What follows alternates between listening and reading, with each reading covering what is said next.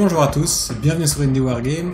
Le splatter devrait être là incessamment sous peu, à mon avis dans une semaine ou deux il est là. Mais en attendant, j'ai une petite idée pour une vidéo d'un thème qu'on n'a pas encore abordé, et pourtant c'est un petit peu ça, l'essence même de mon rôle dans l'histoire, le game design, vraiment qu'est-ce que c'est qu'être un game designer. Et tout simplement, j'ai pas vraiment de réponse pour ça parce que je vais vraiment empiriquement, c'est-à-dire que je regarde beaucoup de séminaires et de choses sur le game design, mais au final j'ai pas de formation, et je remarque que j'ai juste toujours plus ou moins fait ça, c'est vraiment dans mon ADN je crois. Je me souviens déjà que tout petit quand on jouait au Lego avec mon frangin, j'essayais de lui imposer de jouer au tour par tour parce que j'avais vu ça dans Final Fantasy VII. Je crois que c'est tout simplement quelque chose que j'ai toujours eu en moi, j'ai toujours adoré créer mes propres jeux, inventer des règles et essayer de faire jouer mes potes à ça. Alors la relation que moi j'ai avec le game design, tout simplement, comme j'ai dit, j'y vais empiriquement, c'est un petit peu comme un artiste qui fait son œuvre et qui ensuite trouve l'explication de pourquoi il fait son œuvre. C'est-à-dire que quand je crée des règles, j'ai pas directement l'idée du type de jeu que je veux faire, pourquoi, quel sentiment je veux créer chez le joueur et tout ça, c'est des réflexions qui viennent après et j'ai d'abord un travail très brut qui arrive avec mes idées principales et petit à petit je vais modifier le jeu pour arriver à quelque chose de plus abouti, à quelque chose de plus défini. Plus défini parce que pour moi, l'un des points les plus importants dans un game design, c'est de faire des choix tranchés. Je pense que tous les game designers ne sont pas de cet avis. On va avoir des game designers qui vont essayer de toucher un public le plus large possible et de plaire à tout le monde. Moi, c'est vraiment pas mon optique. Moi, j'essaye de cibler vraiment un type de jeu, un type de joueur,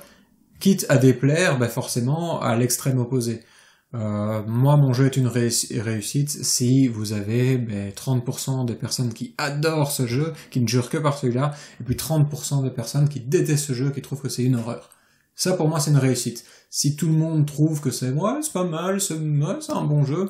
on peut en trouver des milliers comme ça, et tout le monde lui donne un 5 sur 10, ça n'a aucun intérêt pour moi. Un bon jeu, pour moi, se définit si il a vraiment une fanbase qui est très très forte, qu'il y a des gens qui se prennent vraiment de passion pour ce jeu, et que de l'autre côté, on a de l'autre côté du spectre, on a des gens qui détestent ce jeu, c'est normal quand on fait des choix vraiment très tranchés. Donc Warband, c'est un jeu qui est vraiment pas un jeu apéro, c'est pas un jeu que vous allez jouer une bière à la main, si, en vrai, on le joue tout le temps, une bière à la main de notre côté, mais je veux dire, c'est pas un jeu qu'on va faire pour se détendre, en lançant des brouettes de dés, en rigolant dès qu'un truc explose. C'est vraiment pas l'optique du jeu, et j'ai rien contre les jeux de ce côté-là. D'ailleurs, si je me lançais dans un deuxième jeu, ce qui arrivera sans doute un moment, parce que j'ai besoin comme ça de varier un petit peu les plaisirs, ce sera sans doute quelque chose de beaucoup plus léger, qui sera totalement à l'opposé de Warband. J'ai rien contre le type de jeu, simplement, pour Warband, j'ai décidé de faire quelque chose dans lequel moi, personnellement, je me retrouve en tant que joueur, quelque chose qui va récompenser la créativité et la réflexion, et qui va sacrifier un petit peu de surprises et d'inconnus comme on peut retrouver dans d'autres jeux.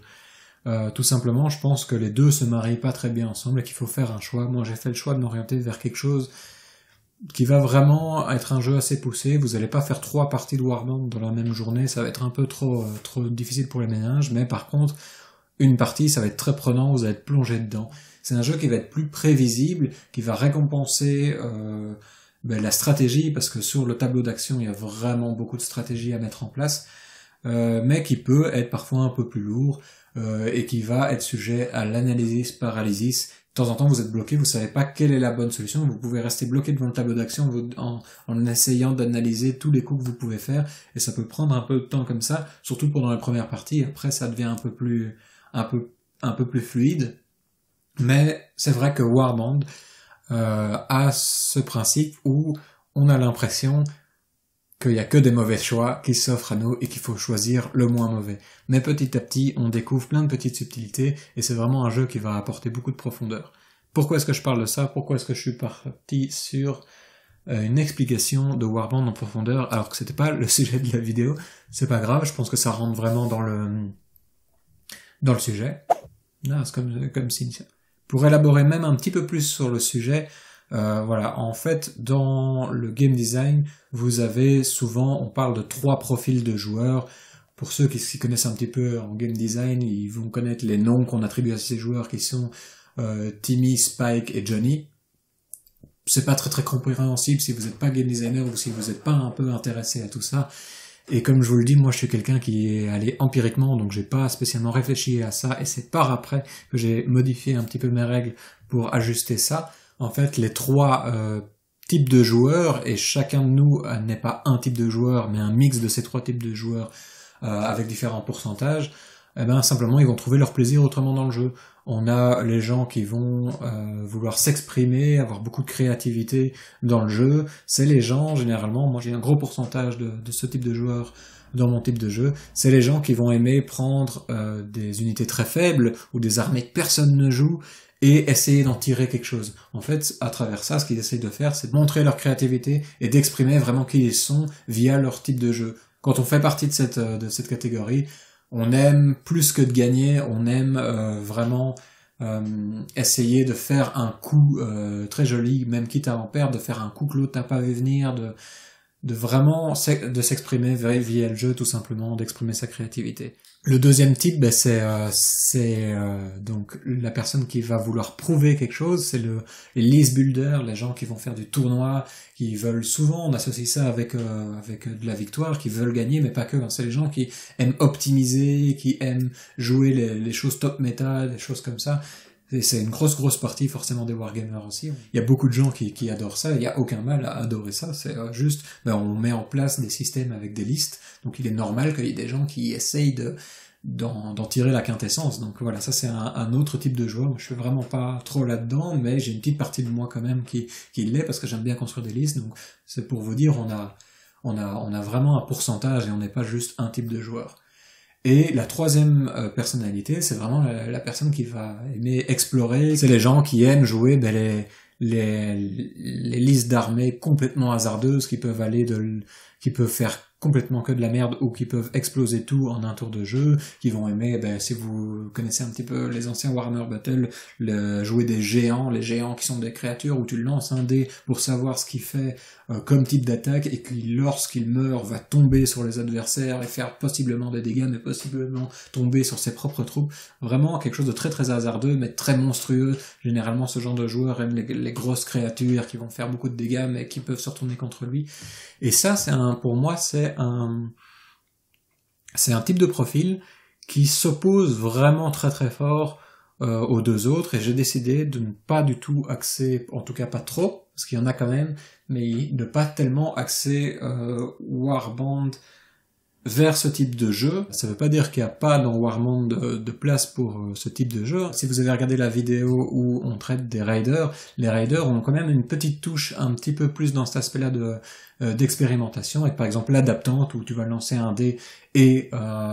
pour voir un petit peu ce que sa mutation lui apporte au début du tour, ou avec le charpieur qui va tirer des brouettes de dés et on espère que quelque chose passe. Mais ça reste quand même des choses qui sont vraiment une petite touche d'expérimentation, mais qu'on va pouvoir quand même essayer d'optimiser de certaines façons en combinant avec certains objets, avec certains personnages. Donc même si c'est pas absent de Warband, le côté expérimentation un peu surprise est un petit peu diminué. Donc tout ça pour encore une fois vous dire que j'ai vraiment, avec Warband, au lieu d'essayer de plaire à tout le monde, j'ai vraiment essayé de creuser dans une direction et de voir où ça nous menait, et si un jour on sera là, si on veut quelque chose d'un peu plus fou, on se lancera dans un nouveau projet, peut-être un jeu de bataille plus grand, qu'on aura plus de budget, il n'y a aucun souci à ce niveau-là. Faut vraiment, moi je pense, faire des choix à chaque fois le plus tranché possible, c'est mon avis sur la question. Dernier point que je voulais aborder aujourd'hui, qui est un aspect très important pour tout game designer pour moi, et vous allez enfin comprendre pourquoi il y a une putain d'image de douche en thumbnail de la vidéo. Eh bien tout simplement parce que quand on est un game designer, il faut prendre le temps de se faire chier. C'est un petit peu bizarre à dire comme ça. Tout simplement, aujourd'hui on est toujours sur notre téléphone dès qu'on a un petit temps mort et on est en train de scroller, de chercher des informations. Et ça c'est très mauvais pour la créativité. Moi j'ai toujours un petit calepin, mais la plupart des règles de Warband, enfin la plupart non, en vrai parfois je me mets devant une feuille blanche et je bosse aussi, il faut pas abuser, mais il y a beaucoup de règles de Warband, et surtout beaucoup de solutions à des problèmes que j'ai trouvées à des moments où je m'ennuyais. en fait, quand je prends ma douche, quand je suis en train de chier, quand je suis en train de faire la vaisselle. Donc tous des moments qui sont où l'esprit vagabonde un petit peu plus. Là, j'essaie à chaque fois de pas prendre mon téléphone. Bon, sous la douche, c'est facile, pas prendre ton téléphone sous la douche, mais j'essaye de ne pas prendre mon téléphone pour laisser mon esprit un petit peu vagabonder, et souvent, parfois, il se dirige vers Warband et il trouve une solution à un problème que j'aurais, parce que souvent, en tant que game designer, vous allez devoir régler des problèmes que vous avez vous-même créés, parce que vous avez créé plusieurs systèmes de jeu, ce qui amène des problèmes, et vous vous retrouvez un petit peu dans une impasse, et tout d'un coup, comme ça, souvent à un moment, vous vous ennuyez, vous êtes en train de prendre le train, vous regardez bêtement par la fenêtre, et tout d'un coup, vous êtes en train de penser à ça, et vous pensez à une solution un peu out of the box, et souvent ça va venir amener une solution en retournant le problème. C'est ce qui m'est arrivé aujourd'hui sous la douche, et c'est pour ça que ça m'a donné une idée pour cette vidéo. Je trouvais que c'était assez intéressant d'en parler. En fait, j'ai une faction qui me pose un petit problème, c'est la faction du refuge, parce que c'est une faction qui est très très forte thématiquement, il y a plein de choses qui se donnent dedans, c'est une faction que j'ai envie, qui se joue forcément sur des auras, parce que vous avez pas mal de prêtres et de choses comme ça très religieux, donc j'ai envie qu'il y ait des auras. C'est aussi, thématiquement, il y a une masse de population dans cette ville, donc j'ai envie que ça joue sur le nombre. Et également, vous avez ce principe où ils accueillent tout le monde. Donc j'ai comme ça plein de petites thématiques pour cette faction, mais qui sont assez compliquées à mettre en place en termes de règles. Et le principe, c'est que la règle que je vais appeler la règle d'accueil, donc qui fait que ils accueillent n'importe qui de n'importe quelle faction, de moment qu'ils demandent asile, ils ouvrent leurs portes. C'est compliqué pour moi à mettre en règle, et je savais que ça allait se jouer au niveau de la couleur des jetons ordre. Donc je me disais, si on dépense 3 couleurs différentes pour activer un personnage ou une compétence, ça va apporter un bonus de +3 ou quelque chose comme ça. Mais c'était extrêmement compliqué. Ça n'apportait pas grand chose, c'était très dense toutes les règles que je créais, et jusqu'ici je trouvais qu'en plus on avait beaucoup de règles qui s'accumulaient, parce qu'on avait des règles de surnombre, on avait des règles d'aura, et j'ai envie que ce soit aussi une règle qui fait un peu de guérilla, parce qu'ils ont pas mal de scouts autour de la ville qui essaient de dériver les ennemis, donc ça faisait vraiment beaucoup de choses. Et je trouvais pas une place pour cette règle d'accueil, et j'ai enfin trouvé simplement en fusionnant deux aspects, c'est-à-dire que cette règle d'aura, qui est très présente par rapport à tout ce qui est prêtrise et religion, je vais la mixer avec la règle d'accueil, c'est-à-dire qu'au lieu d'avoir une aura définie de une case, 2 cases, la distance de la portée de cette aura sera définie par les couleurs qu'on a utilisées pour activer le personnage, souvent le prêtre. Ce qui veut dire que j'avais plusieurs règles et plusieurs aspects, je les ai regroupés simplement en disant la règle d'accueil sera tout personnage a X cases du prêtre, et donc X sera égal au nombre de couleurs différentes qu'on a utilisées pour activer le prêtre. Donc simplement, j'étais complètement bloqué, et sous la douche, parce que je me faisais chier, j'ai pensé à prendre une autre thématique de la faction et de les combiner pour en faire une seule règle qui va fonctionner très thématiquement, qui va fonctionner pour la faction. Voilà, c'est un peu, je sais pas, je vais essayer de faire quelque chose au montage, parce que je crois que je suis un peu parti dans tous les sens à ce niveau-là. C'est encore, forcément le game design, j'ai plein de choses à dire là-dessus, mais c'est un peu compliqué, parce que souvent c'est juste moi qui suis en train d'écrire, ou moi qui suis en train de penser à quelque chose, donc c'est très difficile à vous expliquer vraiment ce que c'est que le game design, d'autant que, comme je vous ai dit, je suis pas game designer professionnel, je sais même pas s'il y a des études vraiment pour ça, j'y vais vraiment progressivement, empiriquement, et aussi en me formant petit à petit, en regardant d'autres game designers parler de leurs projets, mais je pense que c'est aussi important de s'opposer de temps en temps à ce qu'on nous rabâche les oreilles tout le temps, par exemple, toujours essayer de couvrir les 3 profils psychographiques, mais moi je pense que c'est une erreur, je pense qu'il faut s'axer vraiment sur un type de joueur plus particulier, écarter un autre type de joueur qui va trouver son bonheur dans d'autres jeux, et aucun mal à ça, un Warband c'est pas pour tout le monde, c'est pour un type de joueur, 2 types de joueurs, et vu qu'on a une toute petite communauté, je pense que c'est ça aussi, ça va attirer vraiment un noyau très petit, on va être très peu à jouer à Warband, mais par contre, je pense que le petit noyau qu'on est en train de former, on va vraiment s'éclater là-dedans, on va former des petits tournois, on va faire des campagnes,